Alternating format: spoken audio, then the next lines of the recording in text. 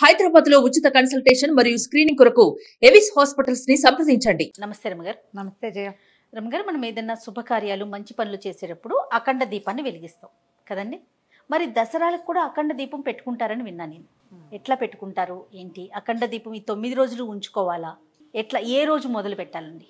ఉంచుకోవాలా అంటే నీ విధానాన్ని బట్టి జయ. మనం శుభకార్యాలంటే ఏదైనా సత్యనారాయణ వ్రతం చేసినప్పుడు, గృహప్రవేశం చేసినప్పుడు వెంకటేశ్వర దీపారాధన అని అఖండం పెడతాం. రమగారు, పెళ్లికి కూడా పెళ్లిళ్ళకి ముందు వెలిగించుకుంటాం. పెళ్లిళ్ళల్లో కూడా చెప్తున్నా అదే.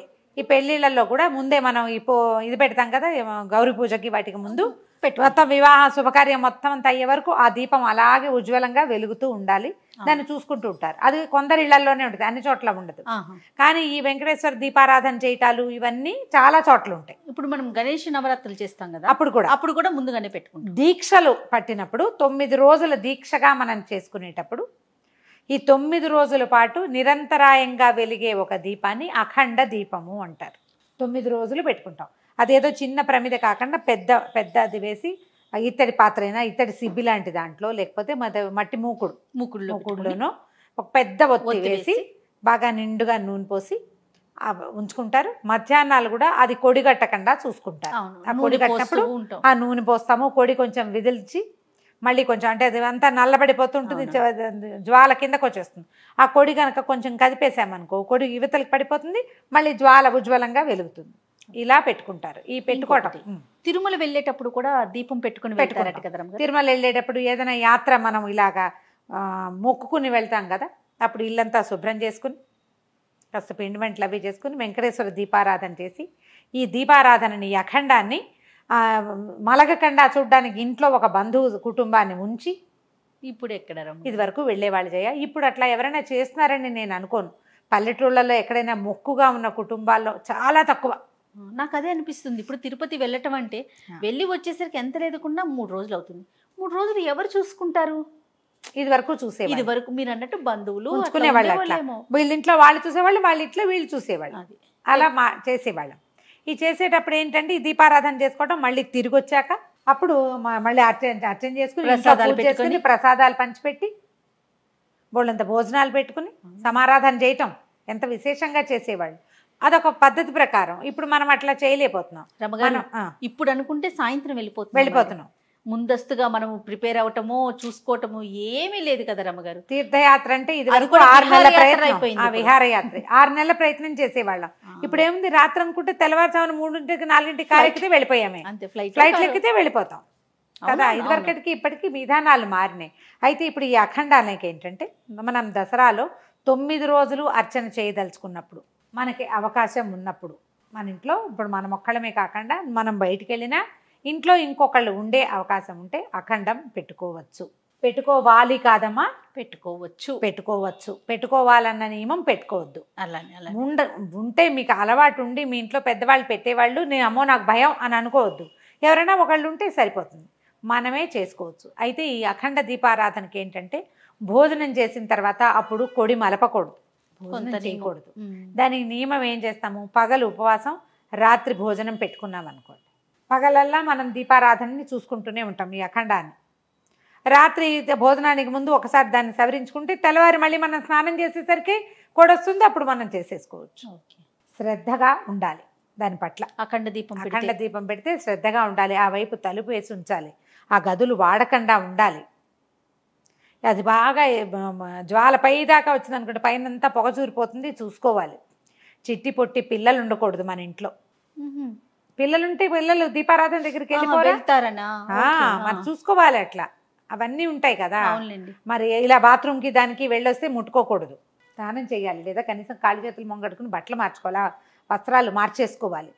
అట్లా చేస్తే అఖండాలు చేసుకోగలిగితే. లేదా అమ్మ, నేను నా పద్ధతి చెప్తాను జయ. నేను ఎప్పుడూ అఖండం పెట్టలేదు. ఎన్ని సంవత్సరాల నుంచో దసరా దీక్ష ఉంది. దసరా దీక్ష ఉంది. నక్తాలే, పగలు ఉపవాసం, రాత్రి భోజనం చేస్తాం. ఏకభుక్తము, భూశయనం కూడా కిందే పడుకుంటాం. 9 రోజులు కిందే పడుకుంటారా రమ్మగారు? కిందే పడుకుంటాం. చాలా కాలంగా చేస్తున్నా కూడా నేను ఎప్పుడూ అఖండం పెట్టుకోలేదు. నేను దాన్ని శ్రద్ధగా చేయలేనన్న అనుమానం. మా అత్తవారింట్లో లేదు కూడా. ఆవిడెప్పుడు మరి తెలియదు నాకు. మీరే శ్రద్ధగా చేయలేదన్న అనుమానంతో పెట్టుకోవట్లేదు. దాన్ని బట్టి ఆలోచించుకోవాలి అందరూ. అంటే నాకు చేత కాదని నా భయం అనమాట. అంటే అదేలే. నేను నా చిన్నతనం నుంచి చూడలేదు, నాకు తెలుసు విషయం తెలుసు, కానీ నేను పెట్టుకోవాలా. నేను 2 పూట్ల దీపారాధన చేస్తాను. నేను పొద్దున్న తెల్లవారుజామున 4కి 4:30కి మా పూజ మొదలైతే 8:30 8:30 అయిపోతుంది పొద్దున. ఇన్ని గంటసేపు వెలగడానికి కొంచెం పెద్ద ప్రమిద పెడతాము. అది మధ్యాహ్నం దాకా ఇంచుమించుగా ఉంటుంది దీపారాధన. మళ్ళీ సాయంత్రం పెడతారు. సాయంకాలం మళ్ళీ 4:30 5 గంటలకు ఆయన జపం చేసుకుంటారు. తను జపం చేసుకున్న దీపారాధన చేయరు, నేను చేసుకుంటాను. స్నానం చేసి దీపారాధన చేసి అప్పుడు వంట చేసుకుంటూ సాయంకాలానికి నివేదనకి సాయంత్రం పూజ నాది. మేము అలా అలా పెట్టుకున్నాం. పొద్దున అయింది, సాయంత్రం నాది అని. కుదరాలి కదా మరి. అంతేగా. నేను అర్చనలో నేను పాలు పంచుకోను. పగటి అర్చనలో నైవేద్యం తయారు చేయటం, నా శాస్త్రం స్తోత్రం చదువుకుంటాను. చివరికి వచ్చేసరికల్లా నైవేద్యం దగ్గరకు వచ్చేసరికల్లా అమ్మవారి దగ్గర కూర్చుంటాను తప్ప నేను అంతకంటే చేయటల్లా. అలాగే చేయగలుగుతాను. ఇప్పుడు మనమే అన్నీ చేయాలనుకో ఇంత సాంగంగా చేయలేము. మేమేం చేస్తామంటే మొత్తం వంట అంతా చేసేస్తాను నివేదనకి. ఏదో ఒక ప్రసాదం పులిహోర, ఈరోజు పులిహోర అంటే పులిహోర చేసి కూర్చునే పని కాదు. ఓకే. అన్నం పప్పు కూర చారు, మధ్యాహ్నం భోజనం పిల్లలు ఏం చేయాలో అది మొత్తం నివేదన అయిపోవాలి. మా అలవాటు అది. అదేలేండి. ఎలాగైనా చేసుకోవచ్చు. అఖండం పెట్టలేకపోయినా 2 పూట్ల దీపారాధన చేసుకోండి. దీనికి నాకు మళ్ళీ 4కే ఏం లేవక్కర్లా. మీరు 6కి లేచినా పొద్దున ఒక దీపారాధన, సాయంకాలం మళ్ళీ దీపారాధన. చాలామందికి బోల్డ్ ప్రశ్నలు ఇందులో. దీపారాధన కుందులు రోజు దోమాలా, 2 పూట్ల వేరే వేరే దీప కుందులు పెట్టాలా అని. ఏ నూనెతో చేసుకోవాలి, ఏ నూనెతో చేసుకోవాలి కొంచెం ఆలోచించి చేసుకోండమ్మా. మీ శక్తి అనుసారం. నెయ్యి చాలా మంచిది. ఆవు నెయ్యి అయితే చాలా శ్రేష్టం. తైలం కూడా పనికొస్తుంది. నువ్వుల నూనె, ఈ 2. తర్వాత 2 పూట్ల దీపారాధన కుంది మారిస్తే మంచిది. పొద్దున్న దీపం పెట్టాం, అదంతా నల్లబడింది అనుకో, ఆ నల్ల దాంట్లోనే వేస్తావా నువ్వు? కొంత శుభ్రం చేసుకోవాలా? 2 పూట్లకి 2 దీపారాధన కుందులు ఉంచుకోండి. పొద్దుటి కుంది వేరు, సాయంకాలం కుంది వేరు. సాయంకాలం దీంట్లో పెట్టుకుంటాం. ఈ పొద్దుటి దీప కుందిని తోమేసుకోండి. మన ఇంట్లో ఒకటే కుంది ఉంది, అప్పుడు అప్పటికప్పుడు తోమ పెట్టుకోండి. ఇప్పుడు మనం చెప్పుచ్చేదంతా శ్రద్ధ. అంతే అంతే. ఇందులో పనిగా భావించద్దు. ఈ 9 రోజులు దీపారాధన చేసుకోవాలి. మామూలు నిత్య దీపారాధన ఎలా చేసుకుంటామో అలాగే ఇక్కడ కూడా. ఇప్పుడు అఖండ దీపం పెట్టుకున్నప్పుడు రమ్మగారు ఏదైనా ఇబ్బంది వచ్చింది అనుకోండి, అప్పుడు ఏంటంటే ఎట్లా? దండం పెట్టడమేనమ్మా. అంతే. ఆ ఇబ్బంది వస్తుందని నేను పెట్టిన నా సంగతి చెప్తున్నా కదా. ఏ ఇబ్బంది వస్తుందో అది అక్కడ వదిలేయాల్సి వస్తుందేమో, దానికోసం ఇంకో మనిషి ఎవరు లేరు, ఆడ మనిషి మా ఇంట్లో కదా సమస్య. నా ప్రాబ్లం అది కదా. మా ఇంట్లో ఇంకొక ఆడ మనిషి లేరు. అవును. నేను అది ఆలోచించుకోవాలి కదా. నాకే ఏదైనా ఇబ్బంది రావచ్చు, ఏదైనా జరగచ్చు. అప్పుడు నేను ఏం చేయను? ఆ భయానికి నేను పెట్టను.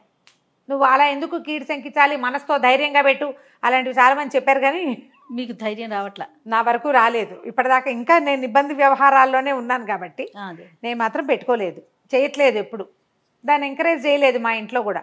ఎందుకు మనం 2 పూట్ల అది భయం లేదు నాకు. అదేదో చేస్తే కానీ కుదరదన్న అనుమానం అసలు లేదు. అది అఖండము ఇళ్లల్లో పద్ధతులు ఉండాలి జయ, నా ఉద్దేశం మాత్రం.